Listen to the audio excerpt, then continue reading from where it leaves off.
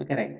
So in today's session, we are going to discussing about what is meant by system call and what are the different types of system calls supported by operating systems and some simple examples.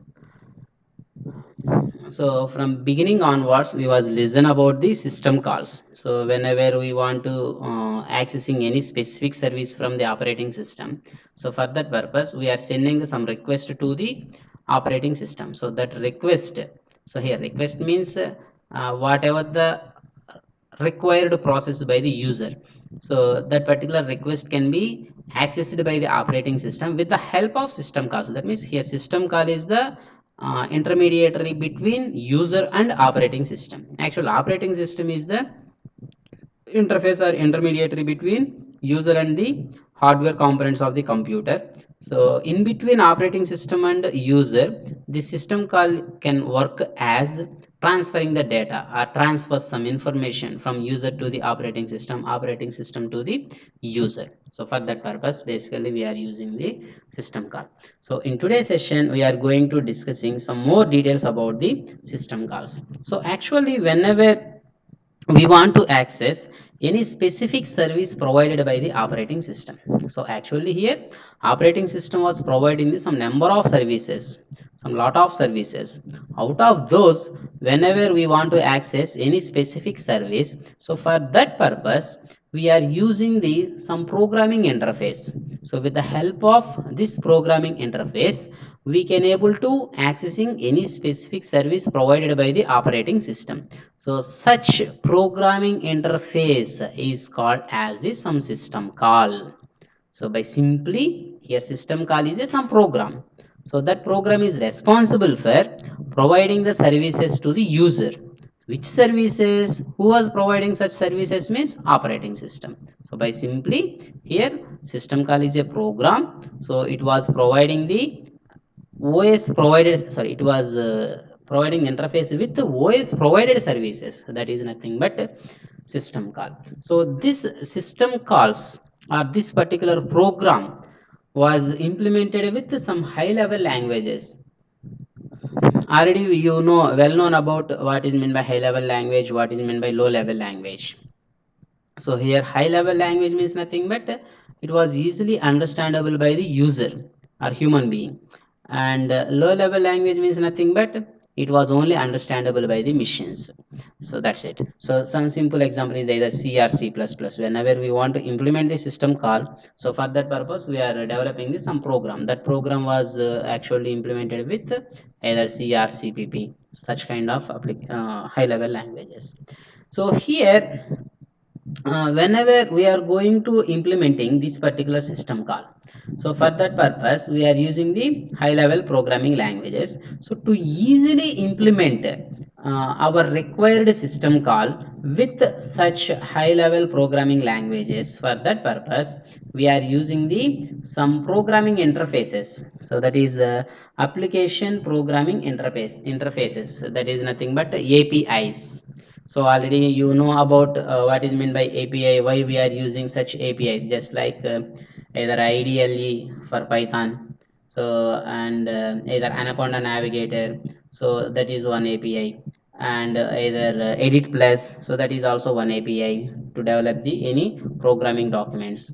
So either for turbo C compiler we are using the some editor, so that is one API. So in this manner we are using some number of APIs to implementing this such programs.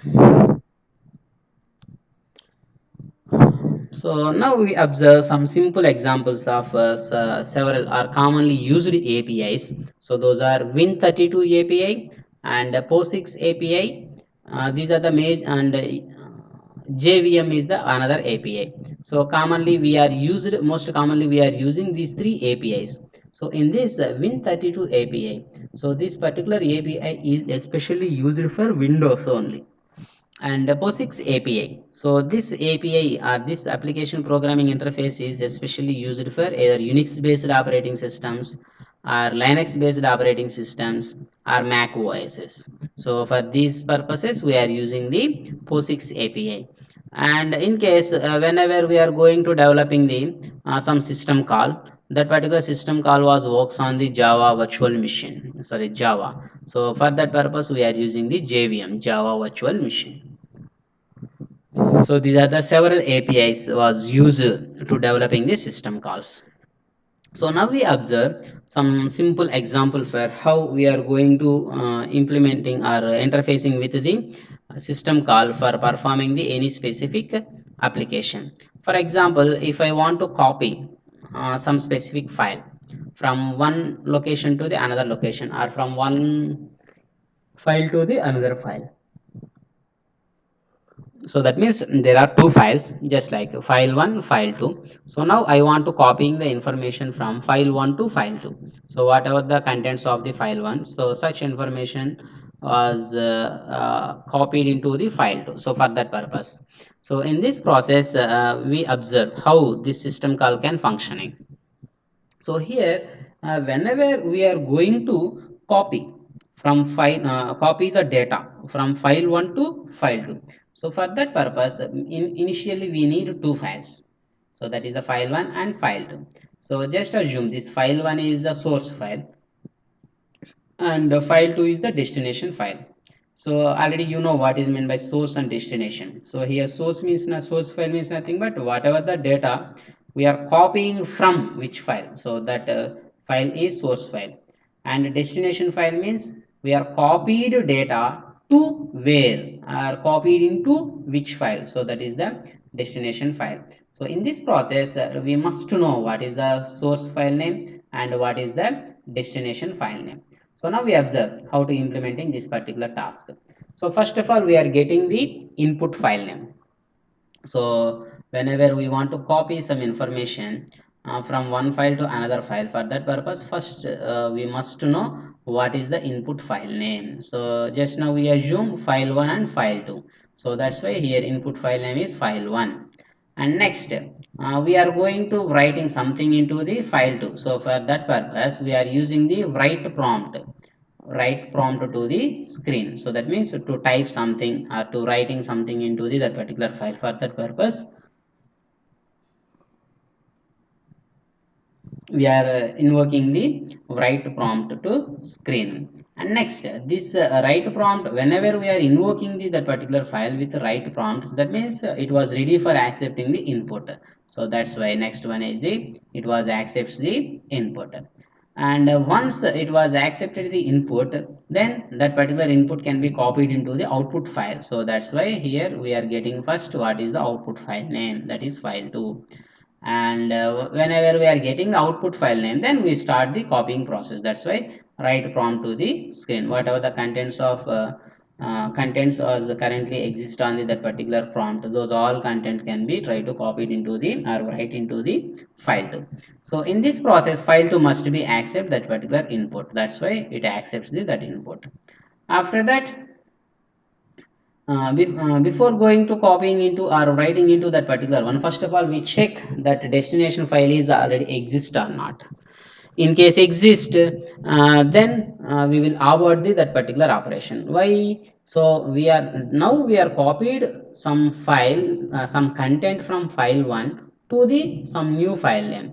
So in case that particular file name, while for example we are going to creating some new folder, for that purpose we can simply right click on mouse and choose the new, after that new folder.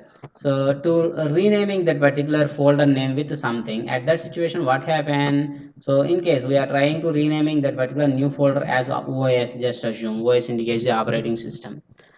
So at that situation it was check already that particular file was exist or not. In case already exist that particular folder, then it was displaying some error message.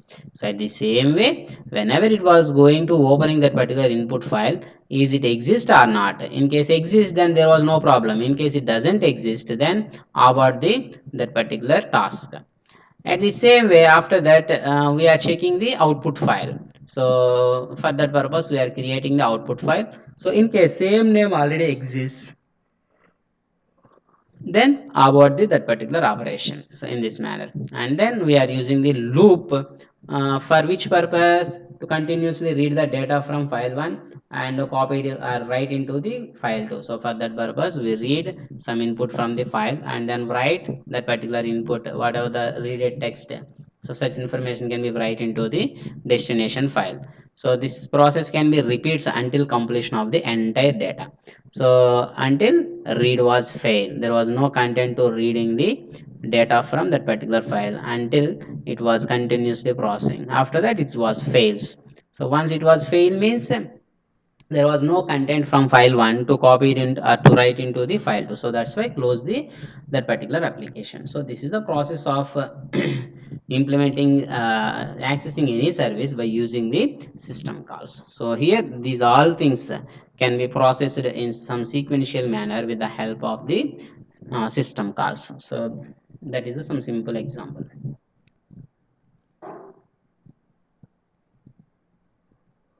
Now we can check one more example in Unix environment, some API. So for that purpose, we are using this is the instruction. So ash include unistd.h.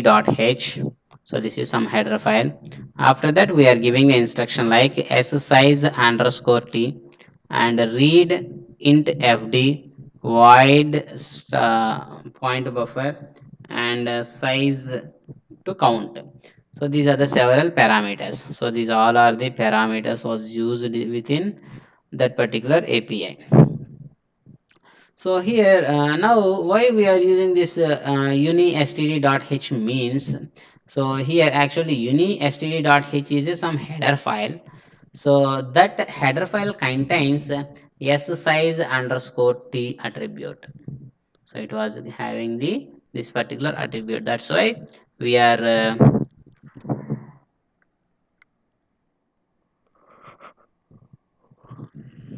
so for that purpose, we are using the size underscore t. And next, here this is the original operation or system call. So that is the read. So here read is the actual system call. So our system call name. So that is the some function name. So this system call or this function name can have some number of parameters. Those are fd, buffer, and count. So here fd indicates the file descriptor. So whatever the contents we are reading from which file, so such file description.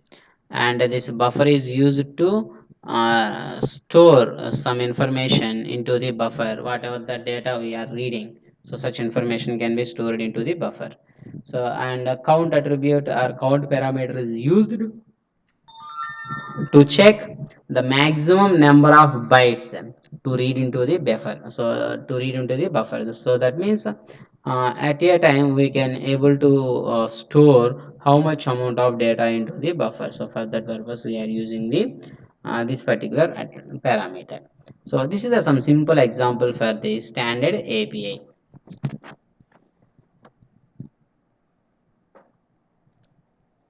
Next, how we are going to implementing the system calls. That is nothing but system call implementation. So till now, just we discuss what is meant by system call, how it was functioning.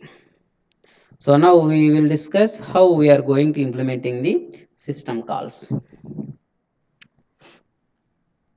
So here actually, while we are going to accessing the services from the any operating system, for that purpose,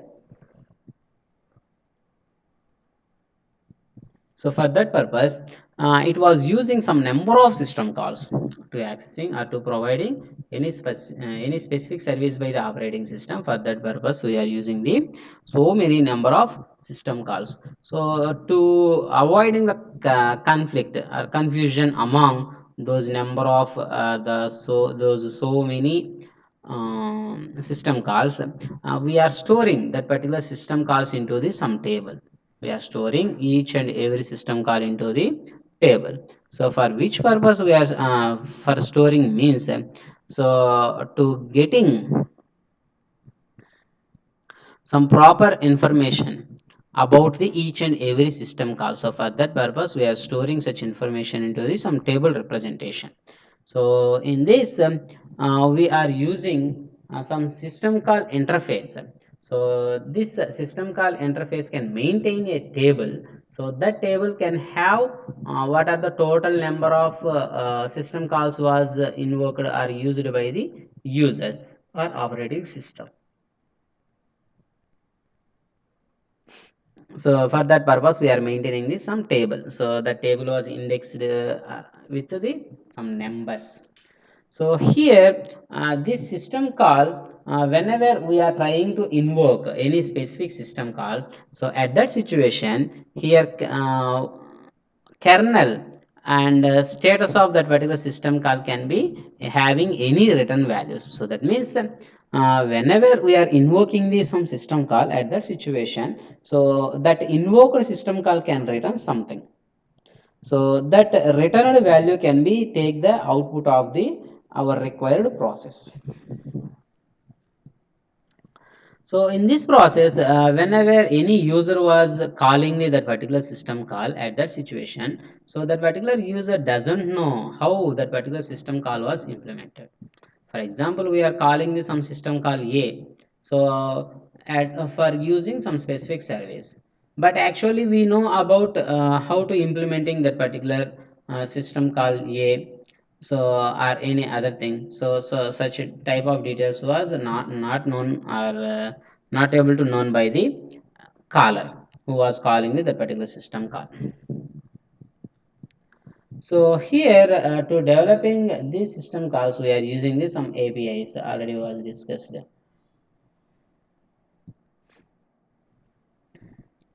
So in this process, commonly accessed details like most details of the operating system interface can be hidden from the programmer. So here, how operating system was implementing the interfaces. So such type of confidential information or unnecessary information was unnecessary information was not maintained by the caller or not known by the caller. So here these all details how that particular system call was interact with any specific user request, these all things was hidden from the end user.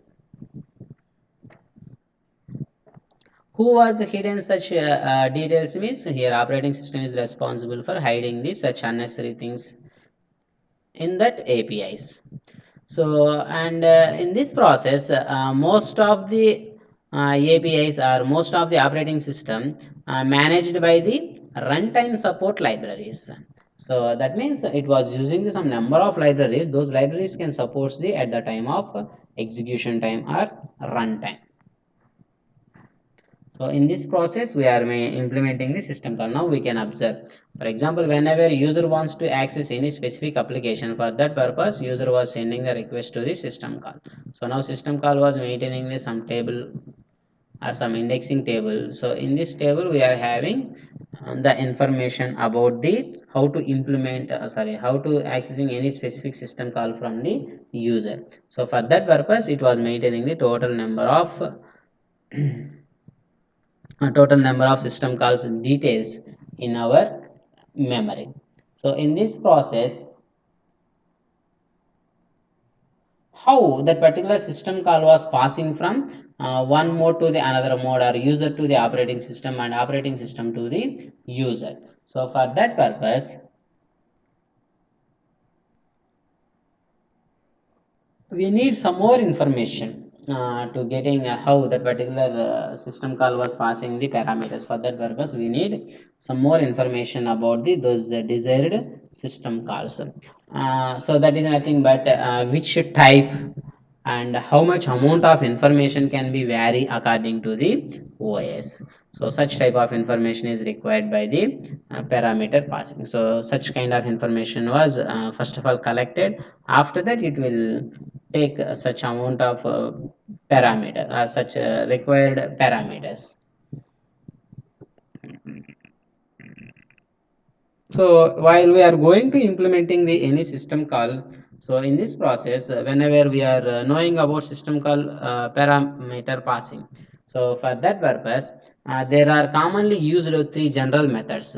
So those are simplest method, and parameters can be stored as a block, and parameters placed are pushed into the stack. So these are the three methods of system calls implementation was used in parameters passing.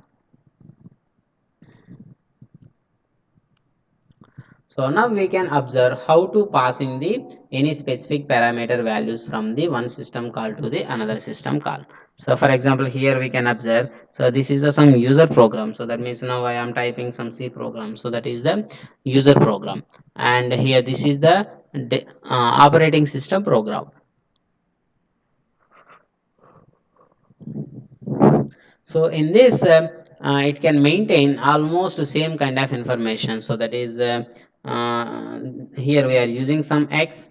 So that X is used to calling a some parameter. So for that purpose, we are using X. So it was located at it was a load, so that particular address.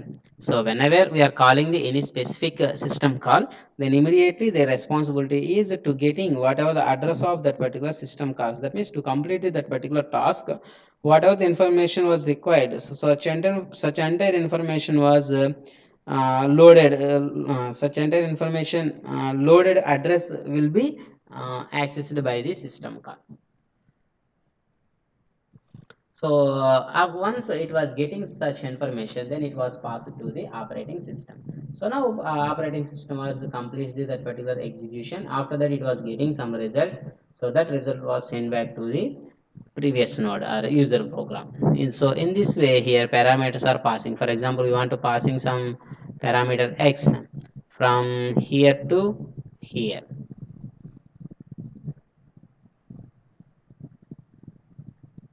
So in this process, we are moving some register. So for that purpose, it was first of all loading such information. First of all, loading such information, that is nothing but so whatever the content we want to execute for completing that particular system call, such entire content was loaded into this some uh, addresses or some memory locations. So this is the process of implementing the system. What is system call, how to implementing the system call, and how we are passing the parameters from user program to the operating system, at the same way operating system to the user program. So for passing the such parameters, for that purpose, we are using this some register. So such a register memory is responsible for to store and retrieve the such particular information from the database. So now we can discuss what are the different types of system calls. So here there are a lot of system calls are used in our operating systems. So in our operating system, we are using this lot of um, some lot of system some different types of different types of system calls was used. So one of that is process control. First one is the process control. So while we are going to controlling any process execution, so at that situation, how we are using or how which type of a system call was used or required to complete that particular task. So now coming to the process control. So within this, whatever the different functionalities can be implemented. So those are this particular process control. So that means to controlling the particular process for that purpose.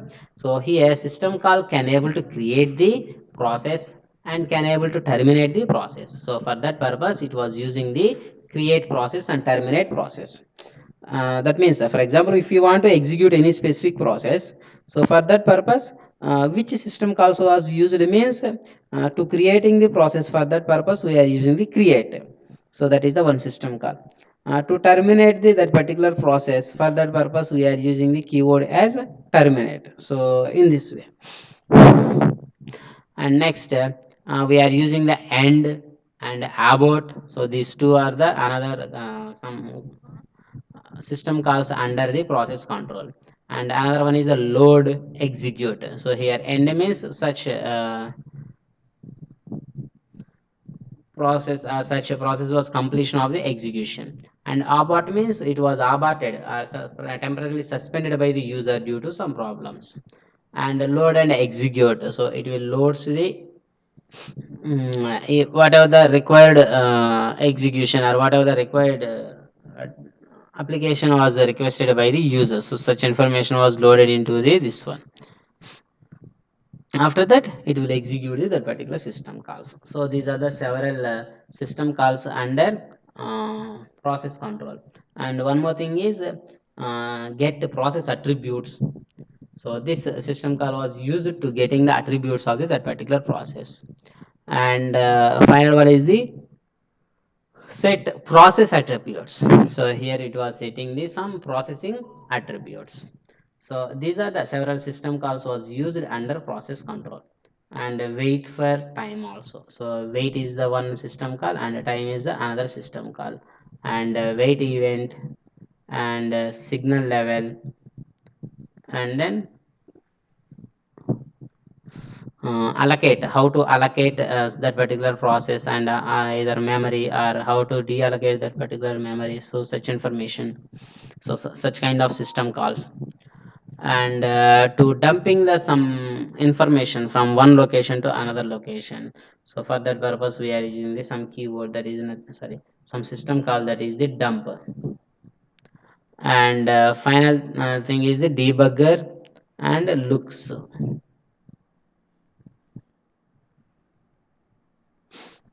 debugger and the locks.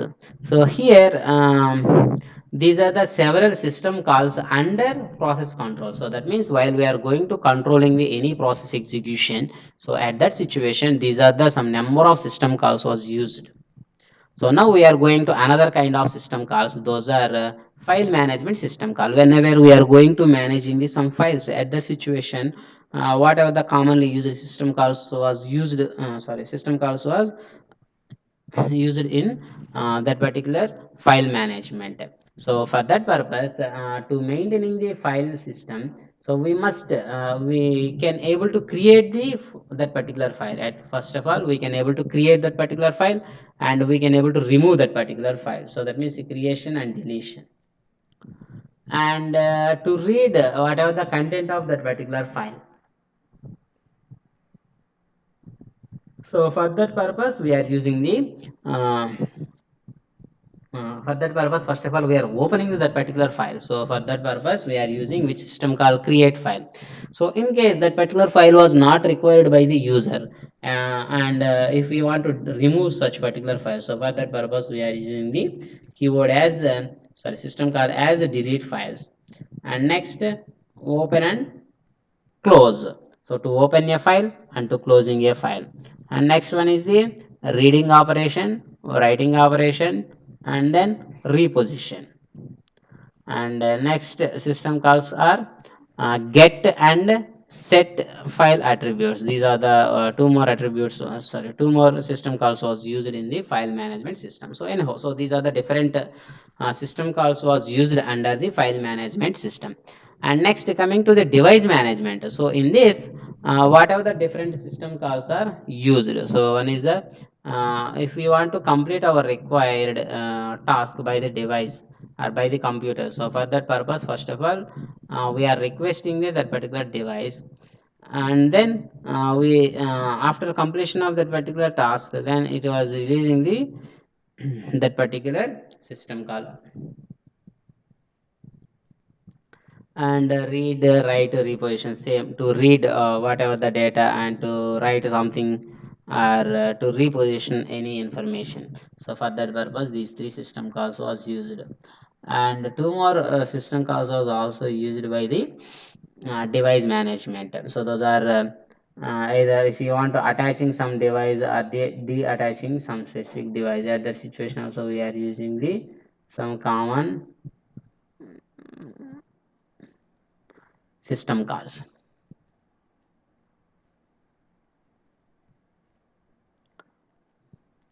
Next step. So till now we was discussed what are the different system calls was supports the are used in the process control, and then file management system and information maintenance.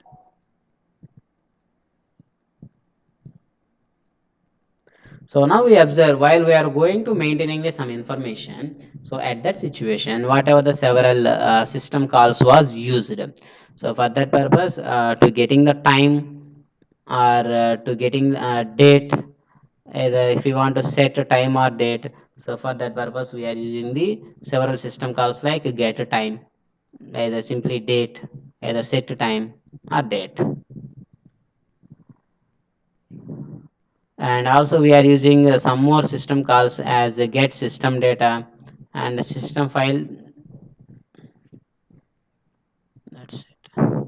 And next, get and set process.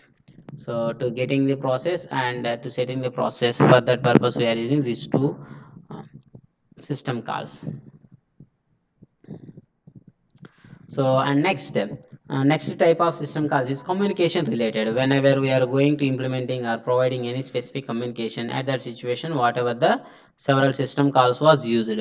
So to create the communication, for that purpose we are using create, and to remove or to delete that particular communications. For that purpose we are using the delete communication. And next one is send system call to send some messages, either receive system call to receive some messages.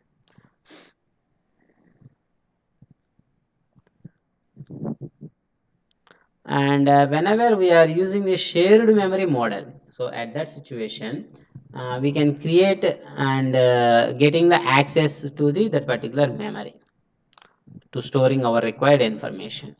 And then final one is the transfer the status information. So for that purpose we are using the some other or some other system calls like as shared memory model.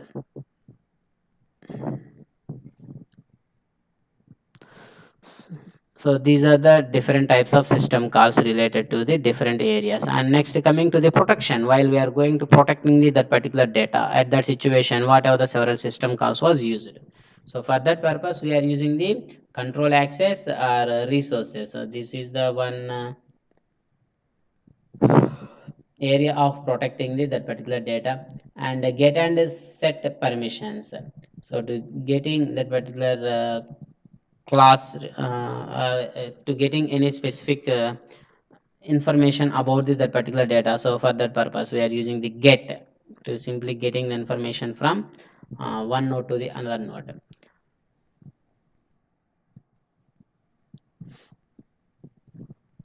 And here and some more system calls for protection is allow or deny. So these two system calls was also used. So here allow system call is used for allowing that particular system, sorry, that particular user to modifying something on the such device.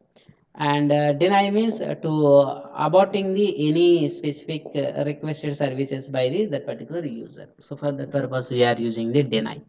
So now we consider several examples of system calls in our regular operating systems. So for process control purpose, we are using the either create process, either exit process, or wait for a single object.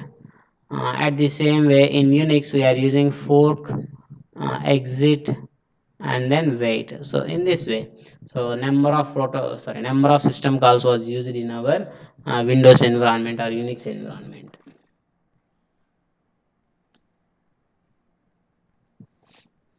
So that's it. So these are the details about what is meant by system call, what are the different types of what is system call, how to implement the system call, what are the different types of system calls.